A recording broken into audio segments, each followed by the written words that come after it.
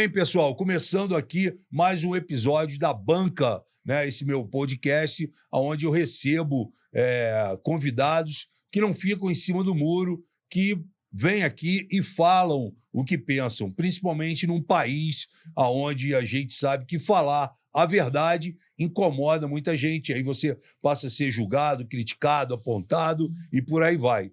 Há muito tempo que eu estava querendo recebê-lo aqui no nosso programa, né? Considerado um dos maiores diretores da televisão brasileira, uma pessoa que empreendedor, empresário, produtor, diretor, palmeirense, né? Tem incentivado as crianças que ficam em torno dele a torcerem pelo Palmeiras, e é uma pessoa adorável, né? De temperamento forte, muitas vezes polêmico, mas é uma pessoa que tem um grande coração. Eu recebo hoje o Alberto Luchetti. Tudo bem? Tudo bem, Frota, obrigado. Fico feliz pelo teu convite. Estou contente de estar aqui com você.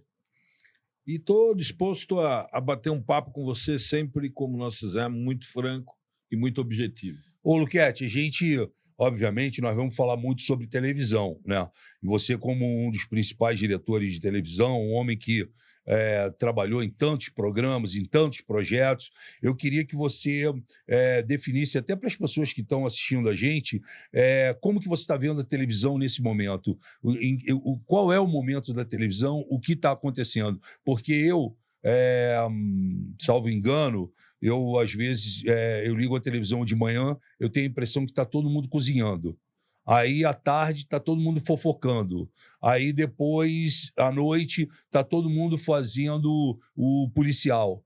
E por aí vai, entendeu? As coisas meio que mudam. E nesse entreveiro todo, você tem vários canais de igreja, né? Católica, evangélica, o tempo todo você vê várias programações assim. Eu queria que você me falasse qual é o momento que a televisão brasileira vive hoje. Olha, Frota, eu diria para você que talvez a maior crise que ela já viveu na vida dela. É o pior momento da televisão, que além de tudo isso que você está falando, tem dois aspectos. Um sério e outro que eu faço de gozação. O sério, a chegada da internet, com a força que ela vem. Eu costumo dizer, e aqui é a linha séria do raciocínio, eu costumo dizer o seguinte: a televisão não vai acabar como o rádio não acabou com a chegada da televisão. O que acontece? Quando a televisão veio, o rádio ficou em segundo plano em termos financeiros. As verbas publicitárias saíram do rádio e foram para a TV. Por quê? Porque o que você ouvia no rádio, você passou a ouvir na TV, só que com imagem. Então, vamos lá. A novela do rádio foi para a televisão com imagem. Os grandes musicais do rádio foi para a televisão com imagem. Os grandes programas de auditório do rádio foram para a televisão com imagem. Esse foi o principal aspecto da mudança do dinheiro. O dinheiro saiu do rádio e foi para a televisão. E hoje não saiu da televisão Saiu e também, foi para a internet? Saiu também. Desculpa E vai ter sair cortado mais. o teu raciocínio. Não cortou, não. Aí é verdade. Então, hoje, o que está acontecendo? Repito, a televisão não vai acabar como o rádio não acabou. Mas o dinheiro está migrando para a internet. Por isso, a crise de todas as emissoras. As demissões, a falta de produção, de criação. Isso tudo é falta de dinheiro. Entendi. Esse é o aspecto sério. Agora, o aspecto gozado, que eu acho gozado. Televisão não dá certo na mão de herdeiro. E se você raciocinar bem, todas as televisões estão na mão de herdeiro. Isso vale um corte. Isso vale um corte. Tem que cortar para colocar isso. Tudo na mão de herdeiro. Então, vamos lá. Johnny Saad na Bandeirantes. Ele chegou um dia para o pai e falou: pai, eu quero uma televisão. O seu João Saad deu a Bandeirantes para ele. Mas ele queria uma de 39, 40 polegadas no quarto dele. O pai deu uma rede. Deu a rede. Eu estou dizendo isso porque o Johnny é uma das pessoas que, na minha opinião, não entende nada de televisão. Vamos lá, o Silvio Santos. Para mim, o maior comunicador da América Latina e um dos maiores do mundo. entregou a televisão para um grupo de meninas aí, suas filhas, algumas com algum talento de animadoras de televisão, como a Patrícia. Eu acho ela até interessante no ar. Mas do negócio de televisão elas não entendem. E a televisão já está em terceiro lugar e periga de cair ainda mais. Rede Globo. A Rede Globo de televisão passou da mão do empresário que contratou executivos para tocar a televisão e hoje está na mão dos filhos, dos herdeiros. Por exemplo, Exatamente. há pouco tempo atrás estava na mão do Roberto Irineu Marinho. O Roberto Irineu Marinho é aquele que faliu a Tele Monte Carlo. O pai deu uma televisão para ele em Mônaco, ele faliu a Tele Monte Carlo. Aí ele vem para o Brasil, manda o Bono embora e contrata uma mulher que trabalhou no MAP e na Mesbla, chamada Marluce Dias. Marluce Dias. O que a Marluce entende de televisão? Ela veio do MAP e veio Do Mapping que faliu. Do Mapping que faliu e da Mesbla. E da MEC que faliu. Que faliu. O que ela entende de televisão? Ela entende de estoque de televisão, uma televisão em cima da outra. É isso que ela entende. Entendi. E não do negócio de televisão. E por último não, penúltimo, Rede TV. Está à mão de dois homens que, no fundo, o que eles querem é comer as apresentadoras. Eles não fazem nada de televisão. Eles namoram com as apresentadoras. E vão casando. E está na mão dos filhos agora. Eu nem sabia. Está na mão do Neto, que é o filho do Amilcar. Do Amilcar. Do Amilcar. E, por fim, se televisão desse certo na mão de filhos, a primeira no Ibope seria a Record, porque todos lá são filhos de Deus. Com um pai desse, não perde de Ibope. Então, esse é o aspecto, vamos dizer assim, gozado da definição de televisão. É a pior crise. Entendi. É a pior crise da televisão. Mas também, por exemplo, você vê agora, vamos falar especificamente da TV Globo, que a gente viveu lá dentro, vivemos talvez os melhores anos de TV Globo, né? Os últimos. E os últimos. Hoje as pessoas estão, né, conhecendo o que é ficar sem um contrato. Outro dia eu vi um ator reclamando porque acabou a relação dele com a TV Globo de 45 anos. Nossa. Cara, de 45 anos. O cara ficou 45 anos trabalhando. Esquece se tem talento. O cara ficou 45 anos sem saber como é o mundo aqui fora. Ele não experimentou o que é aqui fora, porque durante todos esses 45 anos, no dia 10, ele tinha o salário dele lá. Então ele não experimentou, ele não arriscou, ele não passou sufoco, ele não foi para a guerra. E aí, com uma idade avançada, recebe a notícia de que ele está demitido e que ele não faz mais parte do quadro de funcionários da TV Globo. E aí ele vai reclamar.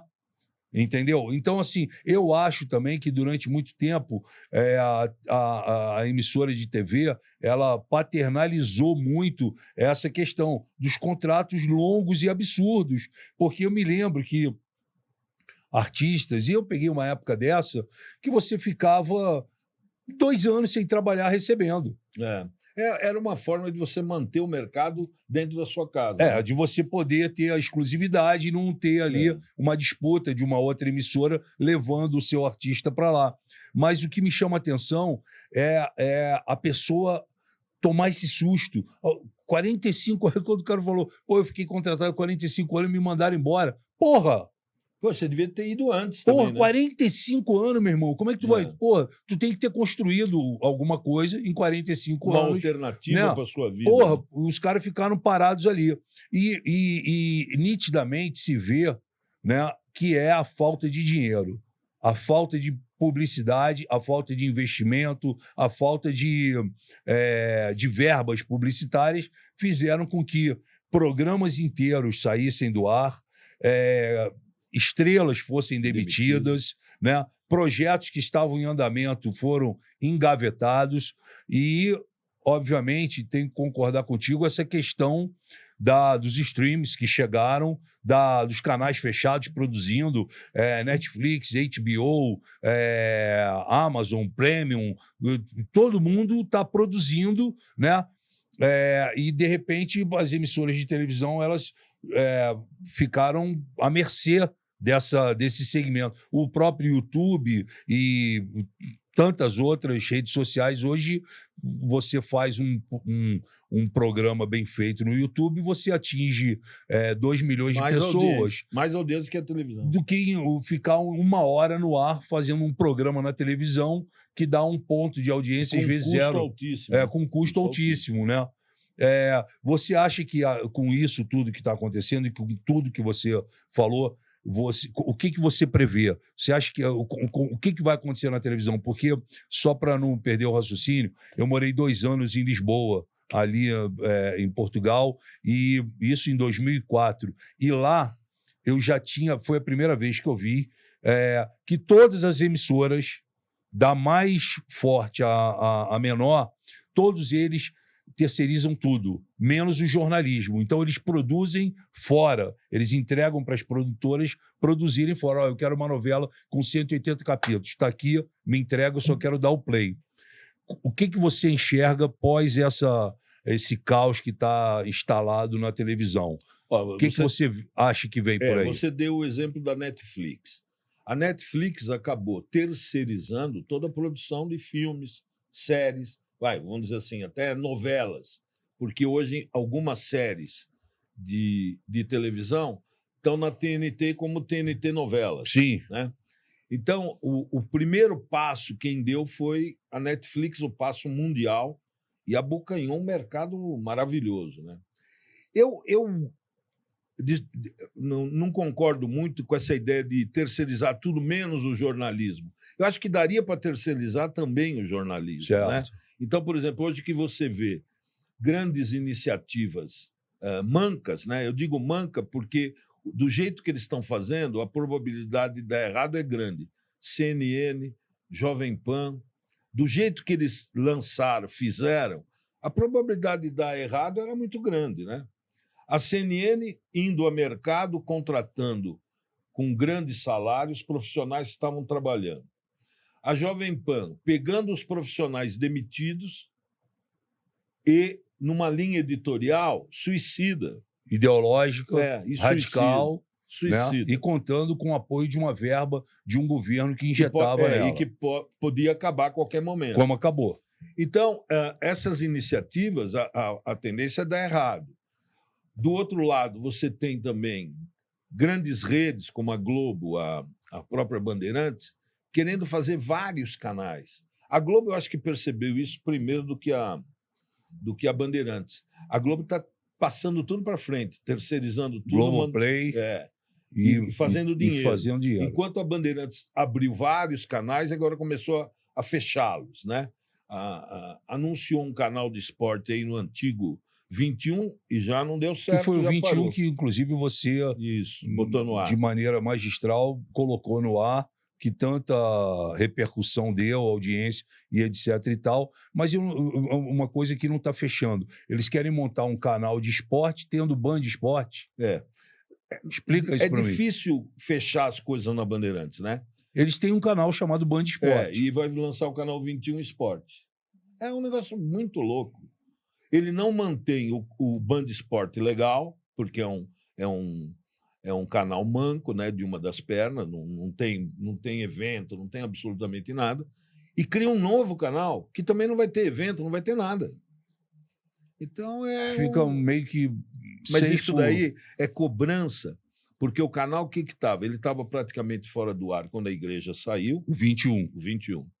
E estava repetindo um canal também maluco, que foi para tomar dinheiro do Sebrae, que era o canal do empreendedor.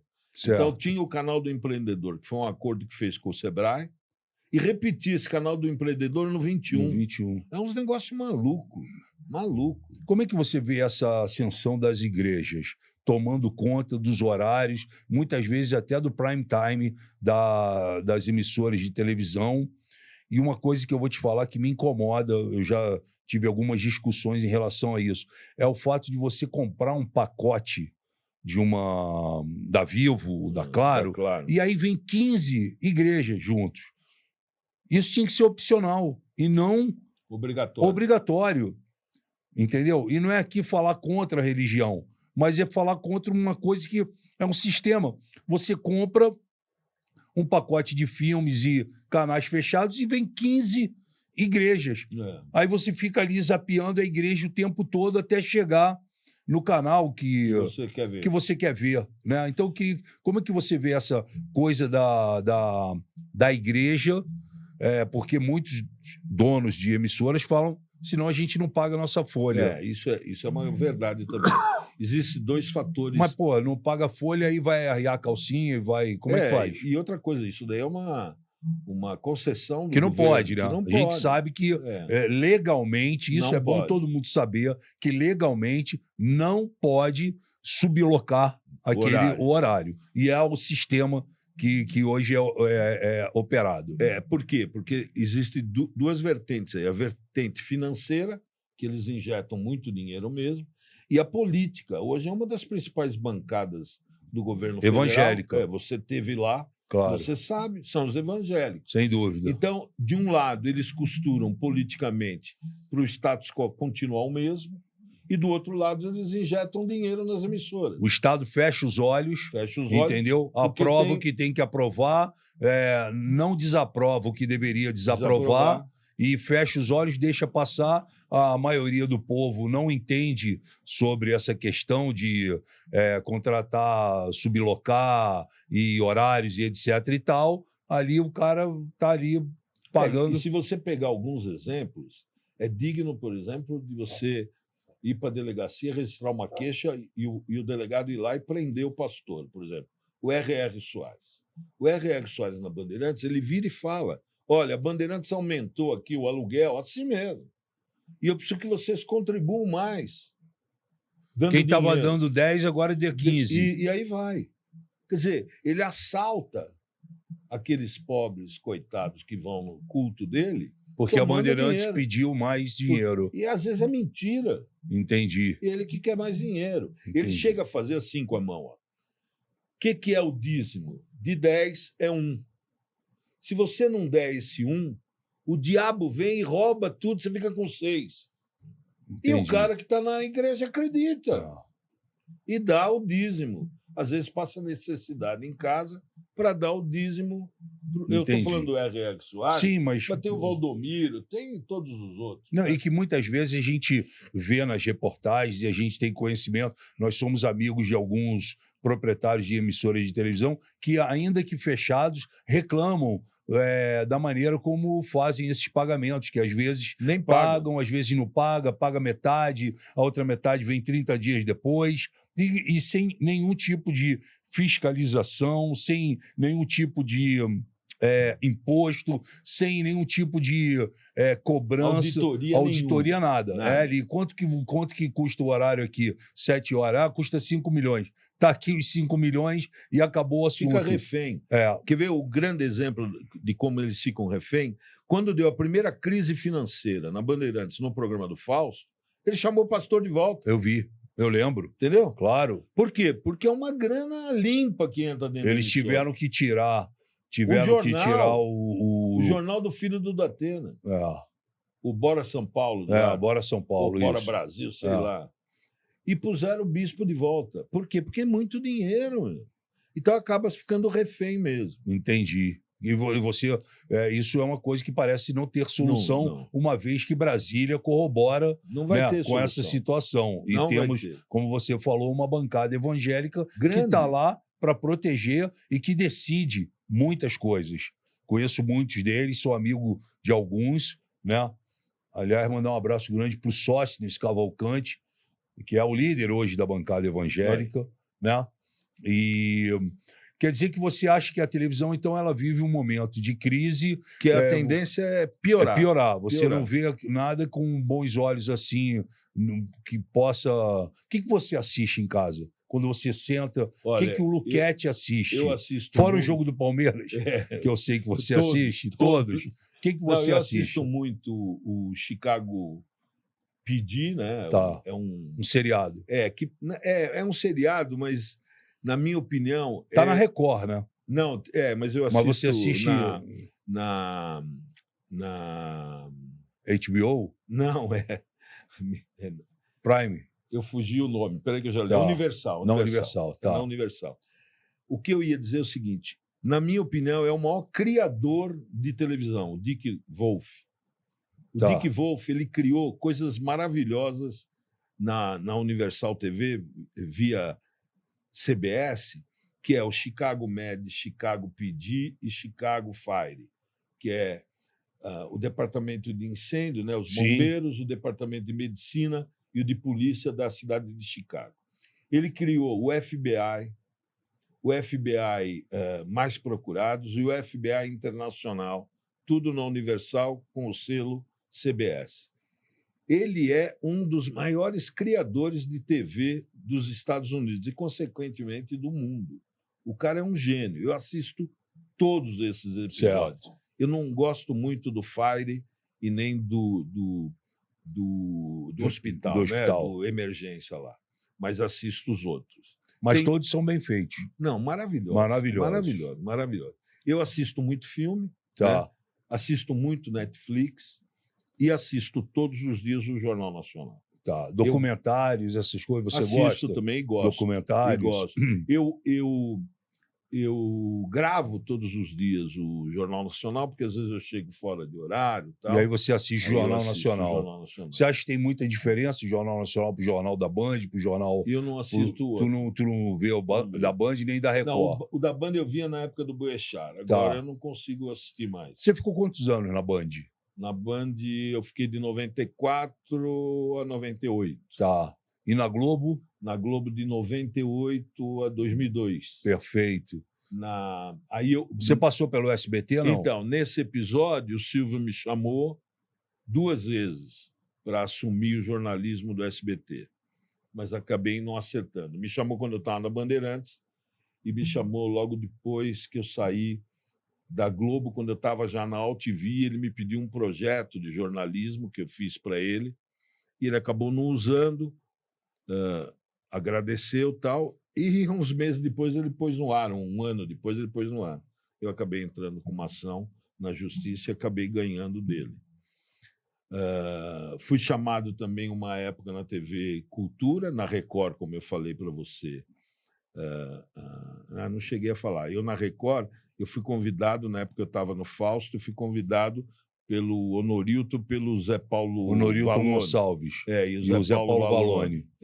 Então, eu não passei por essas emissoras, mas eu fui convidado por todas. Entendi. Você citou aí o Fausto Silva, né? Você trabalhou durante muitos anos com o Fausto e recentemente você fez duras críticas, você fez um texto, né, que viralizou, foi parar em todos os sites, portais e etc e tal. E logo depois culmina com essa situação do Fausto, né? Primeiro, a catástrofe do programa, né? Que, sem dúvida nenhuma, não deu audiência, uma coisa confusa, uma bateção de cabeça, ele ali cansado, e pós tudo isso ainda vem encerrar com esse transplante, etc e tal. O que mudou? O que era o Faustão antes e o que se tornou o Faustão hoje para... Eu tenho minha opinião em relação a ele ter tentado de segunda a sexta-feira, eu achei demais. Ele já vinha de uma época em que a gente já falava, as pessoas já falavam, porra, Faustão todo domingo cansa. E aí, ao invés dele tirar o time ou fazer alguma outra coisa, ele não só não tirou o time, como ele veio de segunda a sexta, né? Quando as pessoas já vinham falando que todo domingo estava cansativo. O que mudou daquele Faustão da tua época, que fazia muito sucesso, para esse Faustão de hoje em dia? Eu diria para você o seguinte, ele já não fazia tanto sucesso quando eu fui. Tá. Porque quando a Globo me tira da Bandeirantes, tirou porque havia uma crise no programa do Fausto. O Fausto estava perdendo... Na Globo. Uhum. E o Fausto estava perdendo sistematicamente pro Gugu. Pro Gugu. Então nós fomos lá para parar com essa sangria, né? Eu fui chamado pelo Talma, né, que você conhece bem, o Roberto Talma, e a ideia era parar com essa sangria. Eu diria para você o seguinte, nós começamos em maio, eu e o Talma, no programa do Fausto. Na primeira semana de maio, que foi o Dia das Mães, nós já ganhamos do Gugu E aí começou a ficar difícil para o Gugu ganhar do Fausto. Sei. Por quê?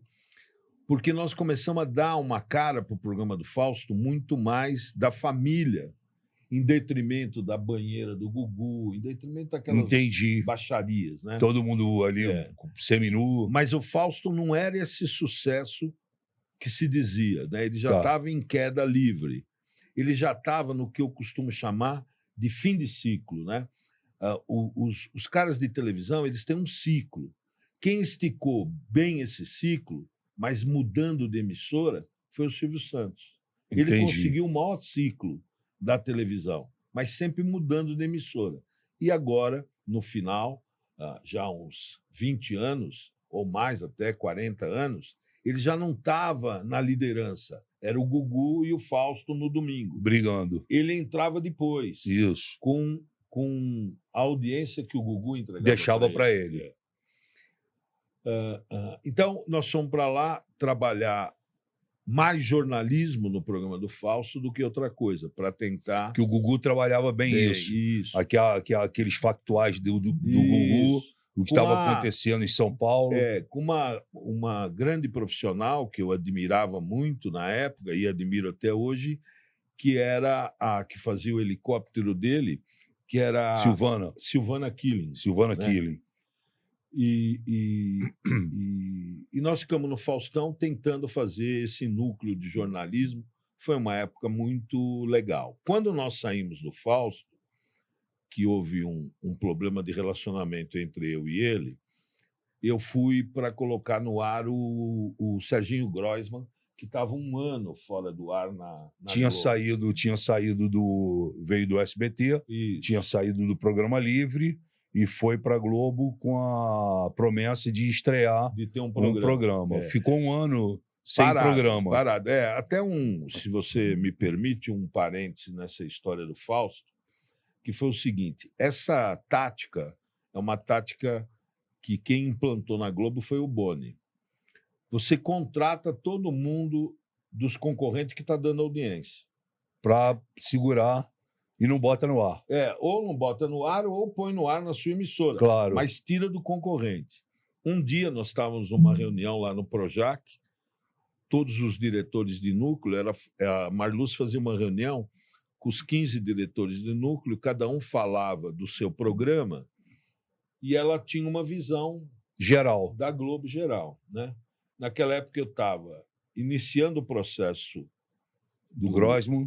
Não. Estava no Faustão iniciando o processo com o Domingos Meirelles, do Linha Direta, e de um programa chamado Mistério, com o Domingos Meirelles.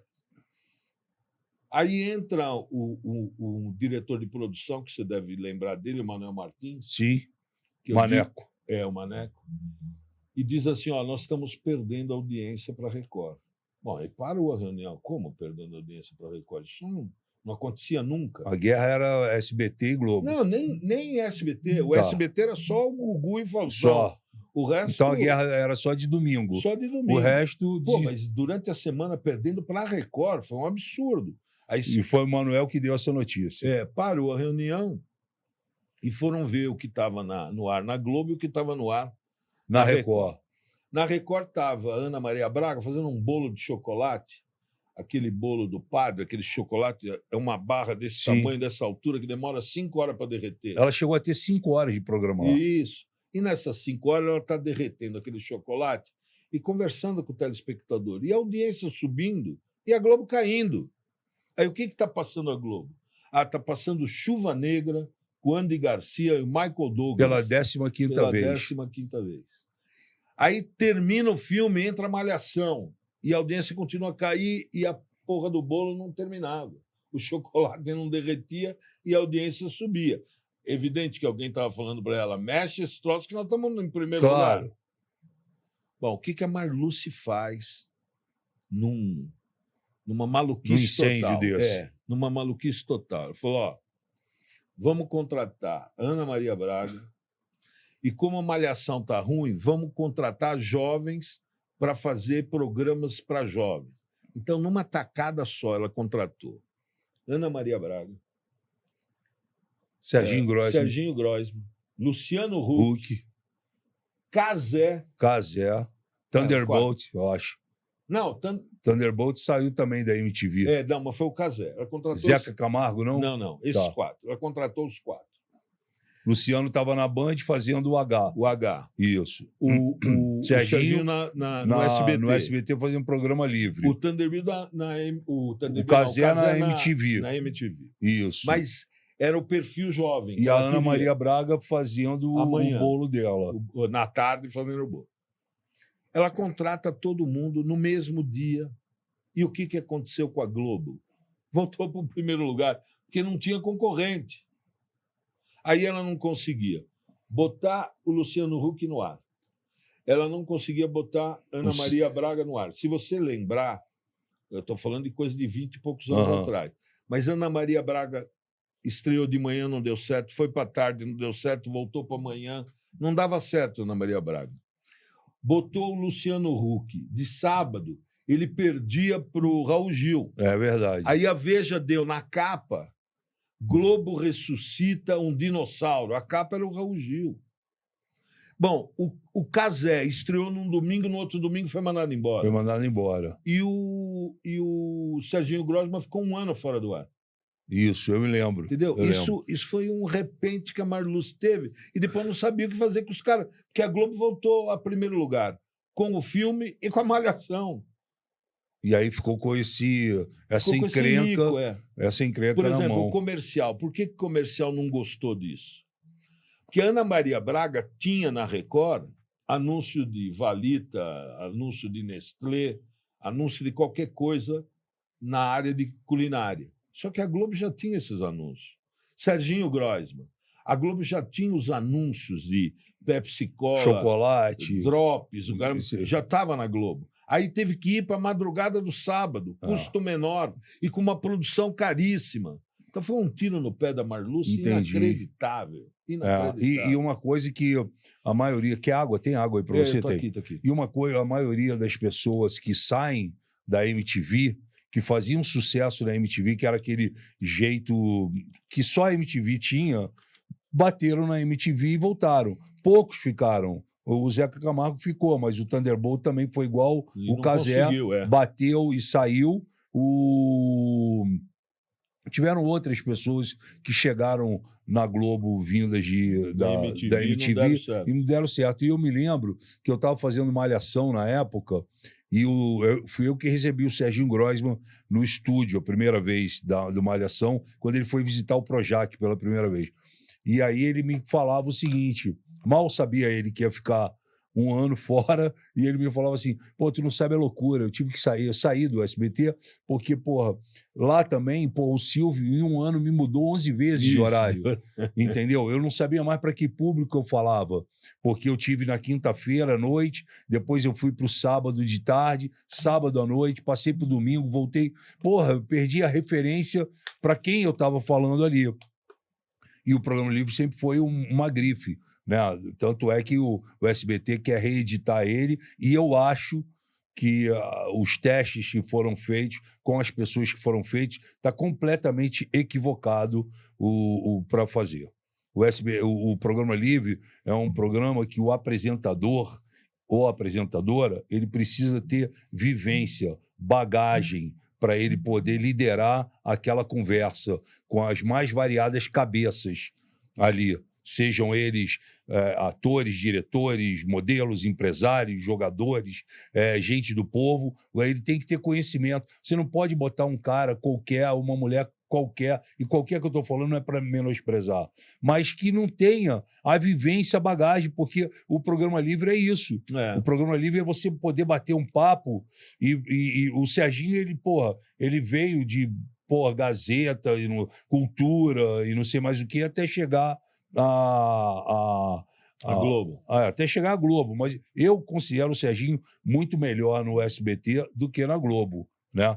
Hoje ele tem uma estrutura que ele não tinha no SBT, ele tem um elenco à disposição dele que ele não tinha no SBT, né? Mas, enfim, eu acho complicado isso, porque isso que a Marluce fez de tirar todo mundo de uma vez só, ela ficou com as peças na mão sem ter o time para colocar essas pessoas para jogar. Não, não tinha mesmo, porque não tinha horário para eles. E a hora que pôs, não deu audiência, que foi o caso específico do Huck e do Cazé. E você vê que hoje em dia o Luciano Huck, ele saiu do sábado, foi para o domingo, foi uma mudança, acho que para ele radical, veio o Mion, e o Mion realmente conseguiu com o Caldeirão uma audiência que o Luciano não tinha conseguido. O Mion hoje ele surfa aos sábados sozinho. Porque não tem concorrente. Não tem concorrente e surfa sozinho. E a Globo abriu pela primeira vez com a chegada do Mion. Talvez não é a primeira vez. Se eu falar a primeira vez, eu vou estar errado. A Globo já tinha feito isso em TV pirata, de se deixar ser sacaneada. E com o Mion agora, é que muita gente não lembra do TV pirata, enfim, foi um sucesso e tudo, mas hoje o Mion é um cara que ele sacaneia a própria emissora, e essa rédea frouxa que deram a ele, isso faz com que ele também tenha eu tenho restrições, tanto a ele como ao Luciano Huck. Sei. Eu acho que se saírem da Globo, vão dar água, Entendi. não vai acontecer nada. O Huck teve um momento dele na Bandeirantes, onde ele levou os patrocinadores das boates dele a bancar um programa, onde ele botou 2 mulheres peladas, uma a tiazinha e depois a feiticeira, deu audiência em função disso, né? Porque ele também não tinha elenco, não tinha nada, né? Foi até criativo, né, nesse aspecto, mas o que bancava o programa dele eram os patrocinadores das boates que ele tinha, né? Das bebidas, tudo que ele levou para. Quando ele vai para a Globo, ele patinou muito tempo, né? A ponto de quase saiu. E de ressuscitar o Raul Gil. E o Sérgio. Não, o outro. Serginho Groisman. Não, Cazé. O que tá no o sábado. O Mion. O Mion é a mesma coisa.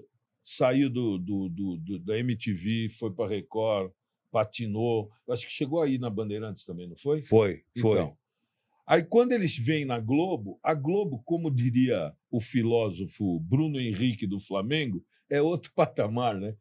A Globo realmente é muita grana. É um elenco. E audiência. Todo mundo quer estar lá. Isso. O cara não fala não para você. Não, faz fila para entrar nos programas. Por exemplo, eu até brinco dizendo o seguinte, teve algumas vezes eu lá na Globo de domingo, tudo ao vivo, né? Fazendo programa ao vivo, que dava um problema qualquer, caía o sinal.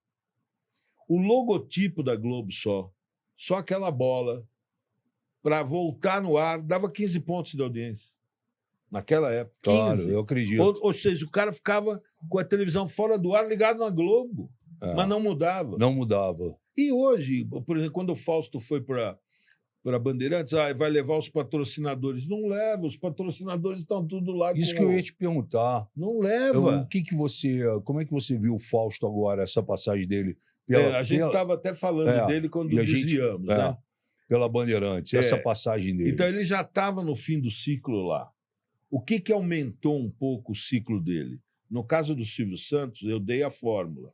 O Silvio Santos foi mudando de emissora, da Record para o Canal 5, que era a TV Paulista, para depois ser Globo, para depois ser o SBT, que antes foi TVS. Né? Certo. Então, ele foi mudando de emissoras e foi sobrevivendo. O Faustão estava no final do ciclo dele. Se você lembrar bem, e eu dou datas e números para você, eu, quando saí do programa para ir no Serginho, o Faustão, com a direção do programa que ele escolheu dentro da Globo, foi ele que escolheu, ele perdeu 50 de 52 programas. Ou seja, num ano, ele ganhou 2 programas do Gugu. No ano seguinte, ele perdeu 50 de 52. Então, vamos voltar. 2000, ele perdeu, para 2001, ele perdeu 50 de 52 programas. E de 2001 para 2002, ele perdeu 50 de 52 programas. Então, ele estava no fim do ciclo, ele ia sair do ar.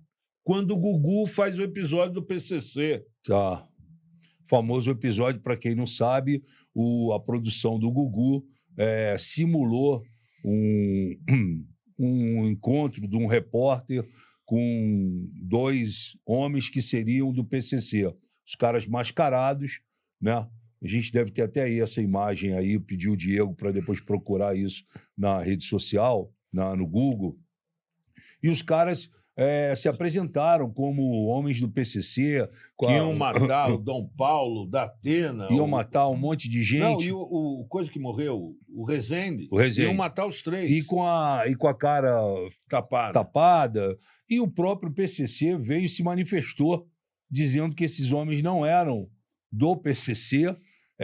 A linguagem depois ficou... As pessoas viram que tanto a linguagem corporal como a verbal, né, não passava de uma armação, de uma mentira. Ficou muito feio para o Gugu, ficou perigoso, porque mexeram com uma situação do crime organizado. E depois os próprios produtores confirmaram. Os produtores depois vieram e confirmaram que tinham feito essa grande fake news, né? E aí é nessa que o Faustão consegue... Aí o Faustão tem uma sobrevida. Aí o que acontece? O Faustão não tem mais concorrente, porque o Gugu se arrasou, até logo depois saiu do SBT, né? Foi para a Record, e o Faustão surfou sem concorrência. Entendi. E sobreviveu de 2000 a 2021. Nossa! Não, de 2002 a 2021, quando ele é mandado muito embora. Tempo. Qual é o grande erro do Fausto ao se dirigir para Bandeirantes? Ele foi magoado com a Globo, né? Foi com o estômago virado. Ele foi realmente demitido da Globo? Foi demitido. Tá. Ele cometeu um erro que foi o seguinte: a Globo ia deixar ele até dezembro, devia fazer um encerramento bonito, um agradecimento para ele, mas ele ficou magoado quando tiraram ele, quando falaram que ele ia sair em dezembro. Aí ele viaja. Não. Quando ele volta, ele não está mais aí, não é isso? Não. O que ele fez? Ele foi se reunir com o Johnny e anunciou que fechou um contrato com a Bandeirantes. Mesmo estando ainda com a Globo. Mesmo estando ainda na Globo. Aí a Globo encerrou. Ele fechou o contrato a partir de janeiro de 21. Ah, isso mesmo, exatamente. 22. Ele fecha o contrato e aí depois ele viaja. E aí a Globo fala que ele já não precisa mais voltar. Isso. Quando botou o menino lá, o Luciano. Não, o Thiago Leifert. O Thiago que Leifert. foi muito bem. Foi bem, foi ótimo. Por isso que eu falo. O Thiago Leifert, não tenho nada contra o Thiago. Claro. Não gosto do narigudo... Do Luciano. Eu chamo ele de narigudo oportunista. Não narigudo oportunista. Ou qualquer um outro que ponha no lugar vai dar certo, porque é Globo. Claro. Tem uma estrutura grande, você sabe. Claro. Bom, aí o Fausto anuncia que fechou um contrato com a Bandeirantes a partir de janeiro de 22. A Globo não gostou. Bom, ninguém se despediu dele. Ele foi tirado do ar por um garoto, por um diretorzinho de 4º escalão. Aí ele ficou magoado e resolve fazer um programa diário. O maior exemplo que eu dou do programa diário já sem Fausto, saúde, sem nada. Ele já estava de marca-passo. Ou seja, ele já estava com o coração baleado na Globo. Aí ele vem para cá. Aí o que ele faz? Magoado, né? Ele administrou com o estômago, né? Ele vai fazer um programa diário. Quer ver o exemplo que eu dou? Eu fazia com ele na Globo 52 programas num ano. Você fazendo um programa diário de segunda a sexta, em 3 meses você faz 90 programas. Em 2 meses você faz 60. Minto. Em 2 meses você faz 50 programas, porque de segunda são 5, 5 dá 20. Isso. 20 vezes 2, 40. Em 3 meses você fez 60 programas. Ou seja, em 3 meses você fez o que faria na Globo em um ano, com a estrutura da Globo, com o dinheiro da Globo. Aí você vai para Bandeirantes, em 60 dias, você faz o quê? Sem dinheiro, sem produção, sem elenco, infraestrutura, sem nada. sem elenco. Sem nada. E já debilitado. Quer dizer, ele estreou, se não me engano, no dia 17 de janeiro, e no dia 17 de janeiro de 22, no mesmo dia que ele estreou, à noite, eu de manhã escrevi: será um fracasso. e apontava essas coisas que eu estou te falando como sinais do fracasso.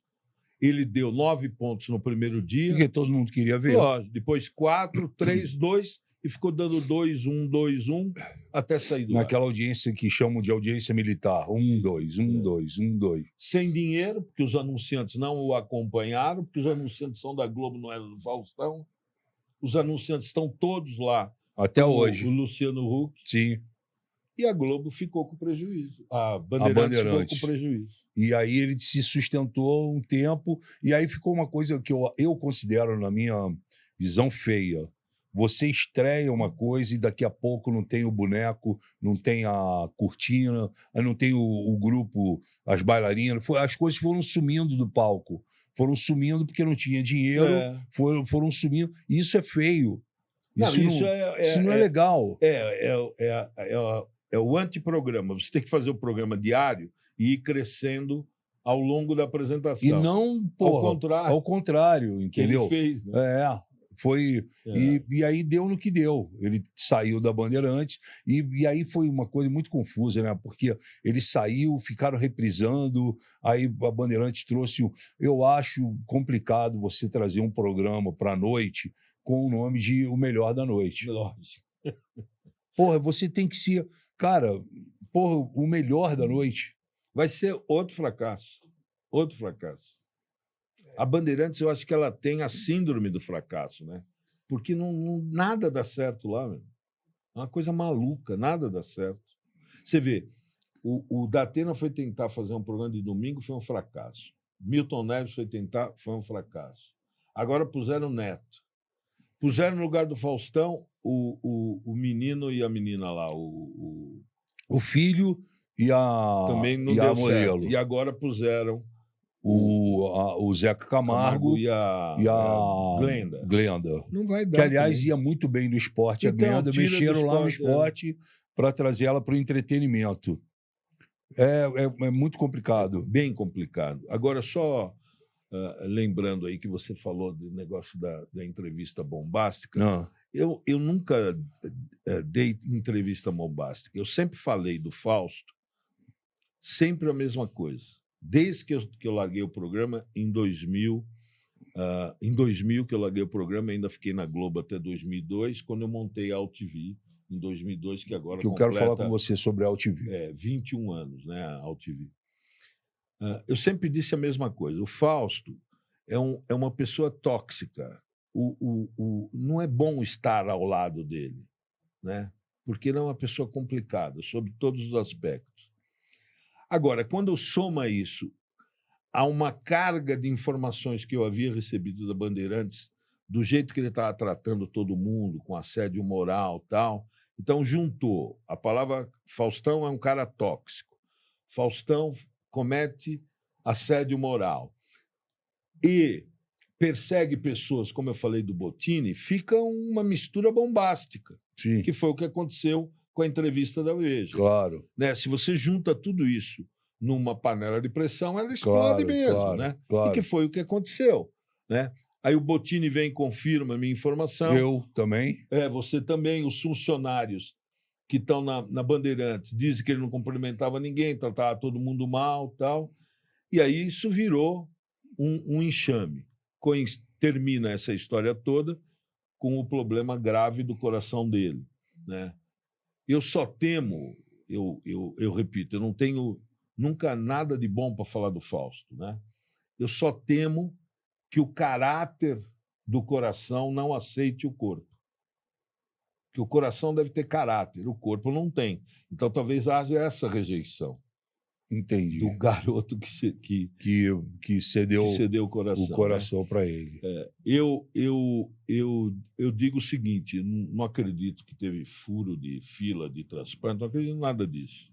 Você acha que foi tudo certinho? Os médicos fizeram com que a coisa desse certo, né? Entendi. Eles colocaram o Fausto em todas as prioridades. As prioridades ou em todas as exigências de um transplantado. E aí o primeiro não teve compatibilidade e foi para o segundo, que era ele. Entendi. Você acha que ele volta ou não? Não volta. Eu disse que ele não voltava mais. E ele deu uma declaração agora Dizendo que não volta. Eu escrevi logo depois um artigo dizendo o seguinte: Faustão tinha que sair por cima. Ele errou ao vir para Bandeirantes, né? Ele tinha que sair por cima. Fazer como fez o Pelé e não fazer como fez o Muhammad Ali, né? Como fez o Garrincha, né? Tinha que fazer como fez o Michael Jordan, como fez o Pelé. E ele falou isso agora do hospital. Entendi. Eu vou sair por cima do que por baixo. Só que ele já saiu por baixo, né? Ele saiu com a mais baixa audiência da Bandeirantes. Então você acha que hoje a televisão ela vive esse momento, essa crise absurda? Acha não, a gente está vendo, Vive. Né, vive essa crise e que vai perdurar aí durante os próximos anos. Eu acho que a tendência é ela piorar cada vez mais. Sei. Né? Mas ela pode durar o resto das nossas vidas. Sim, porque o rádio não acabou, a televisão também não vai vai acabar. Mas nunca mais será o que era. Por exemplo, você lembra, a Globo dava 80 pontos de Ibope. Em novela, em programas. Era um escândalo. Isso não se Nunca atinge mais. mais. Hoje, quando uma novela dá 30 pontos de audiência, quando dá, vira um negócio. 30 pontos de audiência, para a gente era Era nada. Era um capítulo normal antigamente de novela. Por exemplo, as videocassetadas, que era o final do programa do Fausto, chegava a 50, 54. Um negócio maluco. Né? Como pode, né? Não, um negócio doido. E isso já com a concorrência, né? Porque claro. A internet chega no Brasil em 95. Sim. Aliás, falando de internet, e você falou aí da AltV, como é que anda a AltV e o que você fez da AltV? Porque a AltV você foi um propulsor aí da então, TV, né, digital, da TV de hoje internet. Todo mundo, né? Isso que nós estamos fazendo aqui era a AltV. Claro, né? claro. A AltV, em 2002, quando eu coloquei ela no ar, foi realmente um acontecimento. Né? Ninguém tinha ideia do que seria aquilo. Para fazer uma TV via internet. 24 horas ao vivo, com 120 apresentadores. Era um negócio de louco. Era 24 horas. Aliás, eu passei por lá. Eu sei. Você fez programas lá. Isso.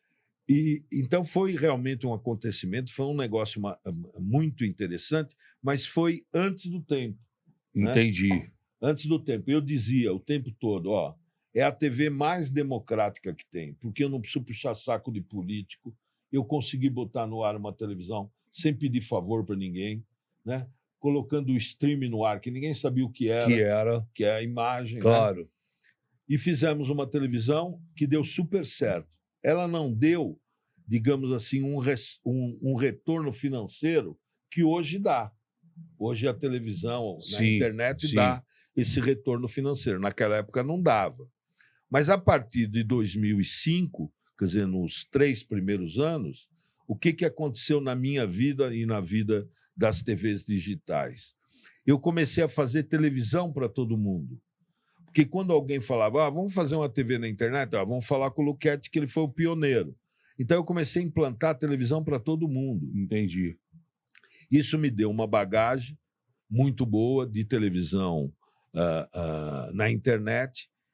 E eu dei um tempo e comecei a mudar a AltV para ela ser um pouco mais moderna. Né? Então hoje a AltV está fazendo podcast também, faz alguns programas direcionados. Ela não faz mais as 24 horas ao vivo como fazia, que era uma televisão, digamos assim, convencional. Né? Convencional. Eu fiz até novela na AltV.